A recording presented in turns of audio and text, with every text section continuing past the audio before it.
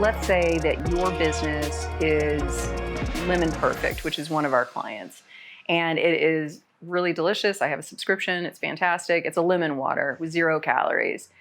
It started from a place of being on shelf, which meant it was in Whole Foods and in other places.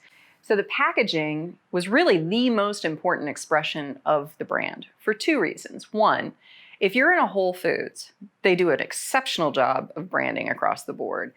You go in there and just feel like you're in a candy store of brands because everything has a certain level of prestige, let's say. It's well thought, it's considered, it's well designed. So in order to jump off as an unknown product in that type of environment can be very, very difficult. So instead of spending a substantial amount of money on advertising or a substantial amount of money on the website, the real concern and focus needs to be on the product packaging because that's the first place that the customer is going to see it. The other thing that we look at, and this is specific to consumer packaged goods, also known as CPG, is that you think of what the retail shelf space looks like. And this is true of any product that's sold on shelves. And one of the things that we do, and that I would advise you to do if you are in a startup that's selling a CPG item, is to go to the area of the market, the store, wherever, and look at the shelf and immediately think, what are the first 3 things that jump out at me? Is it packaging? Is it color? With the packaging, is it color? Is it the font? Is it what's being said? Is there an image associated with it? Is it the fact that it's the only thing that is black in a sea of color? And those are the types of exercises that we will go through when we're looking at CPG products to make sure that we understand, okay, where is the noise and where is the white space? And that's going to be true of any brand. That's going to be true of a SaaS brand. That's going to be true of B2B. That's going to be true of professional services, health and wellness, anything, is understanding how can I literally just stand out based on what I look like. That's one element of why that is important.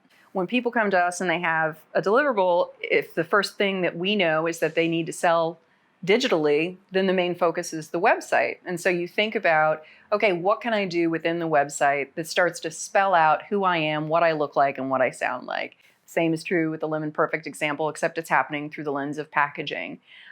There's lots of different venues that can make more sense. So understanding what it is you're selling and where your audience is going to discover you is really important. The idea of just putting up social media and paying for social media posts doesn't give a lot of context to people that have never engaged with the product. So it's not to say that those things aren't important. They definitely are, but you have to start from a foundational place. Where is it sold? How is it sold? Who is your audience? Where is your audience? Understanding their habits. A lot of times this was a decision that was made based on demographics. Now we really think more about psychographics because it's not really so much about demographics. What's your age? What city do you live in? Your race, things of that nature. It has more to do with what are the things that you enjoy? What is it that you like doing? There's a big difference between somebody who is 25, female, and living in New York and makes $30,000 a year based on what it is that they actually care about. That person could be heavily into finance. That person could be heavily into computer tech. That person could be entirely about pet rescue. You don't know. So qualifying it based on just an age group and a location, it can actually be really short-sighted, and it's not necessarily the way that people think. I always think magazines are a great way to go. And I think of the magazines that I buy. And, I buy Entrepreneur magazine. I buy HGTV magazine. I buy Shape magazine. Those are 3 very different areas of things that I'm interested in. And why am I interested in them? A psychographic speaks to interests. What is this person like as far as activities? What do they not like? What are the stores that they're currently shopping in? What are the books they're reading? What are the movies that they're taking in? What is their frequency with any of these habits? Is it something that somebody is a passionate camper or they're only going skiing every 4 years? Understanding the person, not just the package of that person, is incredibly important. Because if you think about it from the perspective of yourself as a consumer, how do you like to be treated as a consumer? What is it about the products that you buy that attracts you to them? And it's really that sense of I associate with this product. This product is something that defines me. It's why we walk around and have labels showing and brand names showing, is because we want to be associated with those brands. Ultimately, that's what you want for your product. It's a bigger decision than just a financial decision. If you can get someone on your side and loving your brand, they will shout it from the rooftops. They will become that invisible salesperson for your product, and they will continue to keep that good juju going, which is always more important, that peer support, than it is even something that you could potentially say as the owner of your company. There's a lot of hard choices. And I think that branding, as I mentioned, is a very intimate experience. It's a very personal experience. You're styling and growing your brand the way you would raise a child or cultivate your own personality. And so there's a lot of places that you can take missteps.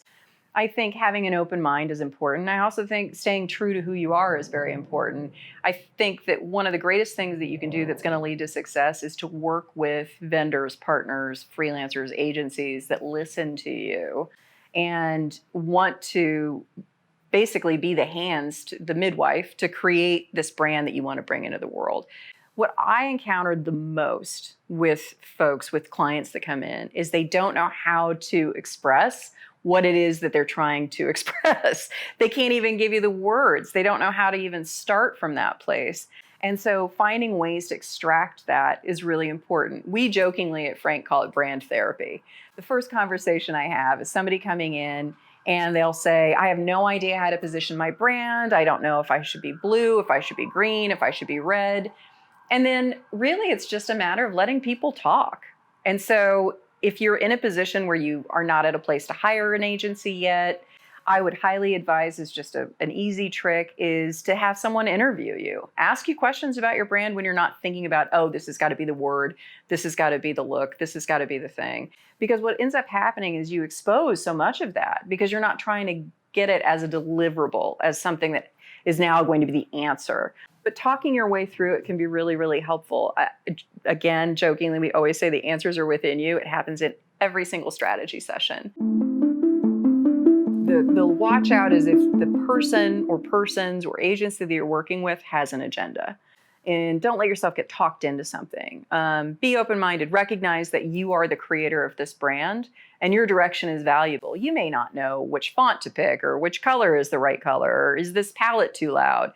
And that's where you can work with experts, but you are the driver's seat. You are the one that's helping co-create this identity and co-create what this brand is about. And so it's imperative that you feel connected to anything that gets created. So I would say, don't let yourself get talked into anything, but at the same time, maintain a sense of open-mindedness and allow your views to be changed. Because when you're the founder, you can become part of an echo chamber and it gets very myopic and you think about the brand a very specific way because you're dealing with it minute to minute, hour to hour. It's your life. If you let an outside team or persons come into that situation, they can usually uncover and unveil things that maybe you haven't even thought about